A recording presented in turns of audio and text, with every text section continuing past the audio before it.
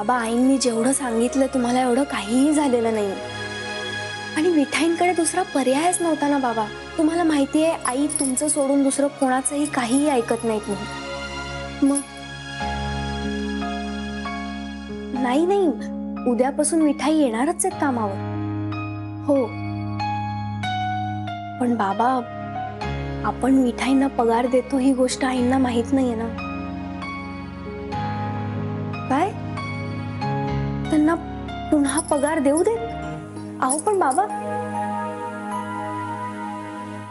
बर ठीक आहे, नाही नाही तुम्ही म्हणाल तसंच. हो ठेवू फोन बाबा. बाबा एक मिनिट, महत्वाची गोष्ट सांगायचीच राहिली. नाही ह्या सगळ्या प्रकरणाबद्दल मी प्रसादला आता काहीच सांगितलेलं नाही. अहो नाही, हॉटेलच्या कामाचं टेन्शन आधीच आहे त्याच्या डोक्यावर. आता पुन्हा ह्या अशा गोष्टी सांगून मला त्याला त्रास द्यायचा नाही. हो बाबा, आणि खरं तर प्रसाद खूप चिडलाय विठाईने म्हणून मग मीच विषय वाढवत बसले नाही. हो बाबा ठेवते. वृंदा कोणाचा फोन होता? बाबांचा फोन होता, ते करणार आहेत तुला नंतर. बरं मला खूप भूक लागली, मला जेवायला वाढणार लवकर. अरे लगेच वाढते, पण तू फ्रेश तर होऊन घे. भाऊजी पण अजून जेवायचे राहिले. हो.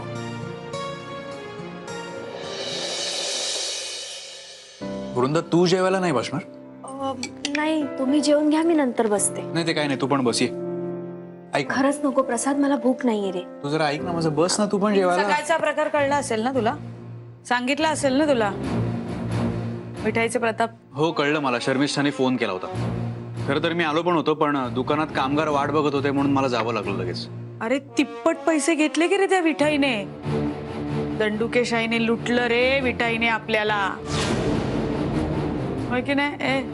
हो ना, चांगल्या 50-60 बायका होत्या. 50-60? हो जवळपास 50-60 होत्याच नाही. हो ना. अरे एकदम घुसले ना रे घरात. त्यांची जी मोरकी होती ना, तिने 2 लगावलं रे मला. हो ना. आई त्या फक्त 15 बायका होत्या आणि त्यांनी कोणीही तुम्हाला मारझोड केलेली नाही. तू होतीस पहिल्यापासून तिथे हजर होतीस.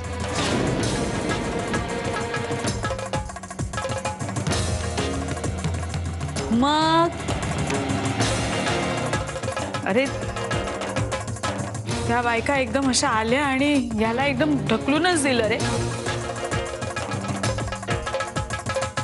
आणि मला 2 लगावले त्यांनी. तुझ्यावरती हात उगारला? हे बघ, त्या बायकांनी आईला मारलं असेल ना तर ते चुकीचं आहे. अरे आता मी खोटं कशाला बोलू बाबा. महा चालूबाई आहे रे ती विठाई, म्हणून तिला कामावर ठेवू नका म्हणत होते मी. आणि आता तर काय चांगलंच फावलंय तिचं. जरा काही आपण केलं ना तर लगेच ही घरावर मोर्चा आणणार, घरातल्या लोकांना मारझोड करणार आणि पैसे सुद्धा वाढवून मागणार ती. हे बघ, मला असं वाटतं की विठाई जर असं करणार असेल तर आपण सरळ दुसरी कामवाली ठेवूया. पण प्रसाद, ह्या सगळ्याबद्दल विठाईला तिची बाजू मांडायची आपण संधी देणार आहोत की नाही? का स्वतःच सगळे निर्णय घेणार आहोत? ठीक आहे, तसं करू आपण. पण जर विठाई दोषी ठरली तर तिला कामावर ठेवायचं का नाही, हा निर्णय मात्र आपल्याला घ्यावाच लागेल.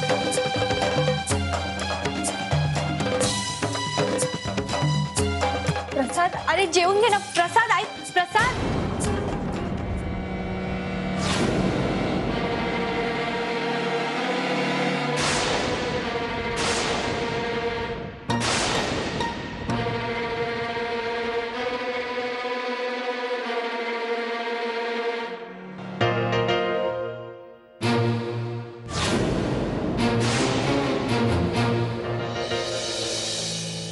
वृंदा, विठाई आलाय का? हो नाश्ता झाला असेल, तू जाताना करून जा. हे बघ, आपण विठाईला जायला सांगूयात. तिच्या माणसांनी आईला मारहाण केलेली आहे की जे मला अजिबात आवडलेलं नाही. त्यामुळे मारहाण?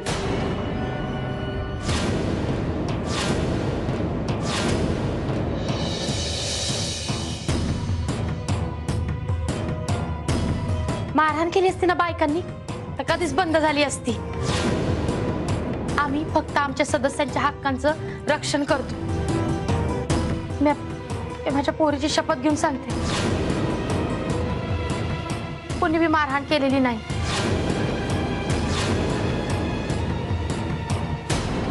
उलट आजीनीच माझ्यावर हात उगारला होता.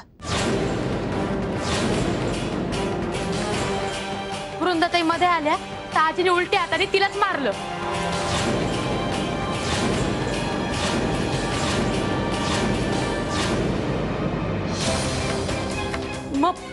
मग मला माझा राग आवरला नाही म्हणून संघटनेकडे गेले होते मदत मागायसाठी. आणि कुणी मारहाण केलेली नाही, कुणी हात पण लावलेला नाही. त्या बायकांनी मारहाण केली असं जर आजीने सांगितलं असेल ना, साफ खोटं आहे ते.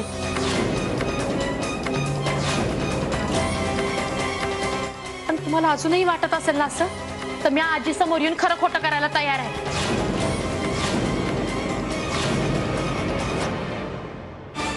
प्रसाद, सगळं उघड आणि स्पष्ट असताना त्याच्यावर वेळ घालवणं गरजेचं वाटतं का तुला प्रसाद? ताई, हे कालचे पैसे.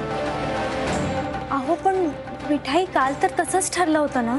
ते फक्त आजींना घाबरवण्यासाठी होतं. माझ्या मेहनतीचे पैसे नाहीत ना ते, मग मी कसं हात लावू? माझ्या पोरीला शिव्या शापाचे पैसे नको आहेत.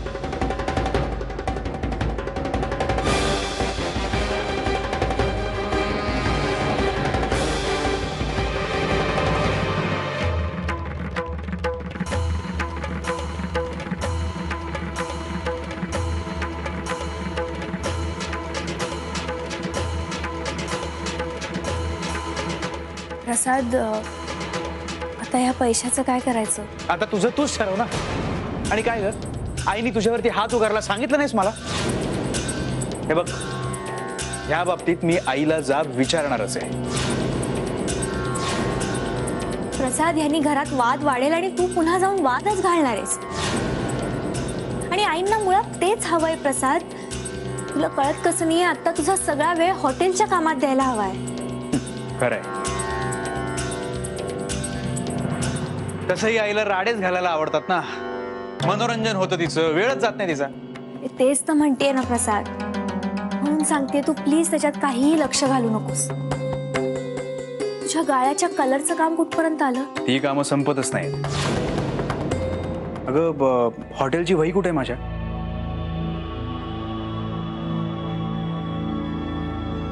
आणि इकडे हे बघ. हा, हे बघ, या वहीमध्ये लिस्ट करून ठेवलेली आहे. काही लोक येतील सामान घेऊन, मी ताटं वाट्या कढई सगळं घेऊन येतील. या लिस्ट प्रमाणे चेक कर. हा, हे पकड जरा, पकड. फोन आला. हॅलो. हा हा, हो येतोच आहे मी. हो. प्रसाद, अरे नाश्ता. नाही, नको नाश्ता नको, बाहेरच खातो काहीतरी.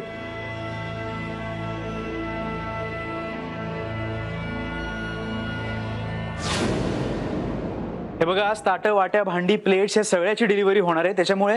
त्याच्यामुळे सगळी कामं आजच्या आज व्हायला पाहिजेत. हा हा, ओके. तू हॉटेलला जायला निघालायस?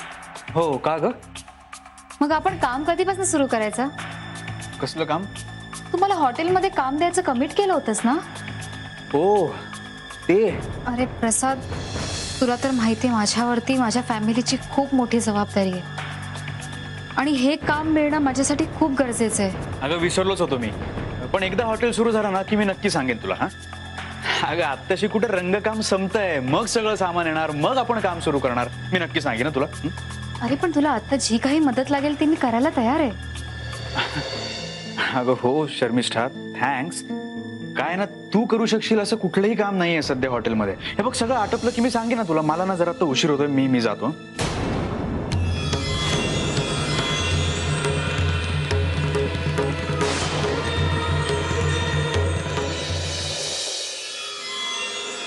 मावशी, प्रसाद मला भावच देत नाहीये ग. तो मला काम देणार होता आणि तो विसरलाय. म्हणजे मला कामाची खूप गरज आहे ग. मला घरी पैसे पाठवावे लागतात ना. तुला कशाला घर चालवायला पैसे पाठवावे लागतात ग? ते मी. वृंदा,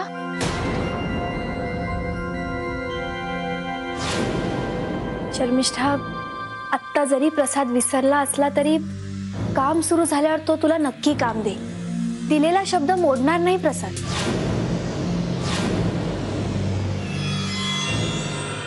आणि मला तुझी अडचण व्यवस्थित कळतीये. थँक्स वृंदा. तू आहेस त्यामुळे मला कुठल्याही गोष्टीची काळजी नाही वाटत. तू कशाला आली तीस ग वृंदा? आई, विठाईंनी हे पैसे नाही घेतले. माझेच आहेत ते. आणि तिने मागितले ना तरी परत देणार नाही मी तिला आता. ती नाही मागणार. ती मागत नाहीच ग, मोर्चा घेऊन येते ना सरळ. आई खाली अगं काही माणसं आली आहेत. आई खाली अगं काही माणसं आली आहेत. पण मी काहीही केलेलं नाहीये. आणि त्यांच्या हातात ना खूप मोठी मोठी भांडी आहेत अगं. म्हणजे भांडी मोर्चा? नाही आई, प्रसादनी मला आधीच सांगितलं होतं त्याच्या हॉटेलच्या कामासाठी लागणारी भांडी आहेत. मी आलेच. शेवटी प्रसादनं स्वतःचं हॉटेल थाटलंच. तुम्ही मात्र माझ्या नवऱ्यासाठी काही सुद्धा करत नाही. हे देवा, झालीची किरकिर चालू. हे ऐकण्यापेक्षा ना खाली जाऊन भांडी बघितलेली परवडणार. चल ग. आई ग आई. आई अगं, आई ना यांच्या बिझनेसचा विषय मुद्दामूनच टाळत असते. सारे भाऊ, पाणी 2 सारे. काय? हा, मी काय करू? हा, हे जरा वाट्या काढा ना, मी लगेच मोजून घेते. वाट्या आहेत. ये तुम्हीच मोजा. 5, 8, 10, 12, 50.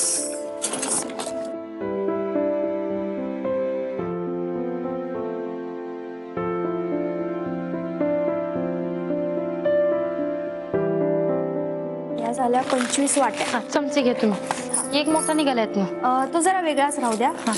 नंतर मोजू.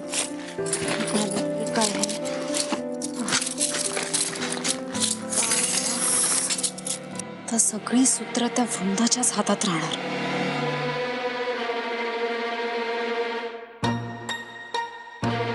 तो टोप जरा उचला. हा बघ, मोठा टोप. हा या घरात राहूनही तीच त्या हॉटेलची मालकीण होणार.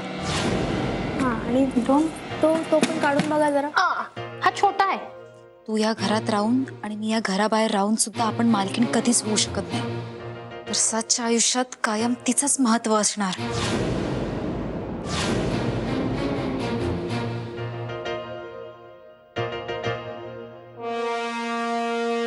तेच तर बदलायचंय मला. 100 वाट्या, 100 ताटं आणि 100 चमचा. झालं, सगळं व्यवस्थित मोजून घेतलंय. नक्की बरोबर आहे ना? पाहिलं तर परत एकदा मोजून घ्या. परत एकदा. मिठाई अहो 2दा मोजून झालंय, परत मोजायची गरज नाहीये. ठीक आहे, तर या बिलावर साईन करून द्या.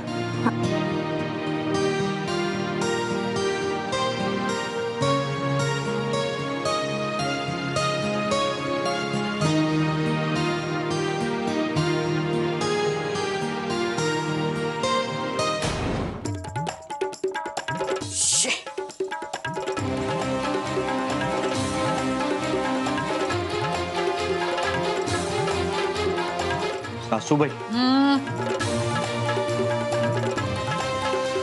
हो अशा सतत फेऱ्या मारू नका हो, पाय दुखतील तुमचे. हो झालं, आता गेलं सगळं तुमच्या हातातून. गाळा घेतला गेला, भांडी कुंडी घेतली, तर काय राहिलं तुमच्या हातात? काय करणार आहात तुम्ही? नाही, तुम्ही अशाच फेऱ्या मारत बसा वटवाघळासारख्या.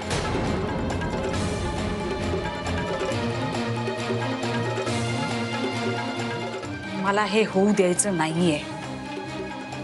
पण आता आपण थांबवू शकत नाही ना. दुसरं कोणी नाहीये का हे सगळं करायला? दुसरं कोण करणार आता? कोणाला पडली इथे प्रसादच्या हॉटेलची वाट लावायची? कोणाला तशी गरज पण नाही हो. पण मला वाटतं एक मार्ग आहे. कोणता? तुम्हाला आठवतंय सासूबाई, प्रसादच्या गाळ्यात जो आधीचा भाडेकरू होता त्याने आपल्याला एक माहिती दिली होती. त्या एरियात एक गुंड आहे, पक्या भाय उर्फ प्रकाश पवार.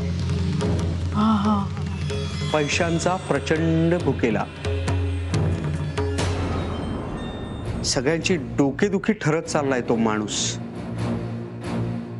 सतत हप्ते काय घेतो, त्यासाठी लोकांची मारहाण काय करतो.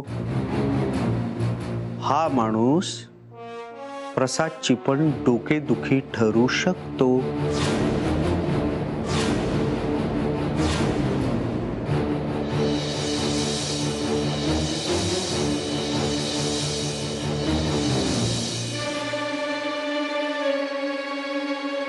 गाठा त्या पक्या साहेबांना, गाठा. त्याला म्हणाव, इतरांकडनं उकळतोस ना, त्याच्या चौपट हप्ता प्रसादकडनं उकळायचा. प्रसंगी थोडासा धमकवायचं आणि त्याला तिथून पळवून लावायचं. घ्या सासूबाई, सासूबाई तो विचारेल ना मग, यात माझा काय फायदा. पण तो तेच करतो ना. तो हे सगळं पैशांसाठी करतो ना, मग फुकट का करेल तो. त्याला जर का सांगायचं असेल की प्रसादकडनं चौपट हप्ता उकळ, त्यासाठी त्याला हप्ता आपल्याला द्यावा लागेल. किती द्यावे लागतील? सध्या तरी 10,000. पुढचं पुढे बघू. त्याला म्हणाव, प्रसादला नुसतं घाबरवायचं आणि पैसे मागायचे.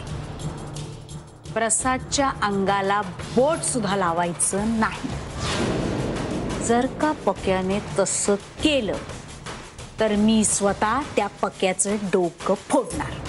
मी सांगतो त्याला, तुम्ही पैसे द्या. कधी द्यायचे त्याला? आता शक्य नाही. हा? मध्यस्थ गाठावा लागेल नाही का, म्हणजे तो असा तसा भेटत नाही. उद्या सकाळी. मग तेव्हाच देईन, सकाळी सकाळी पैसे. जा आता, मला दुसरं महत्वाचं काम आहे.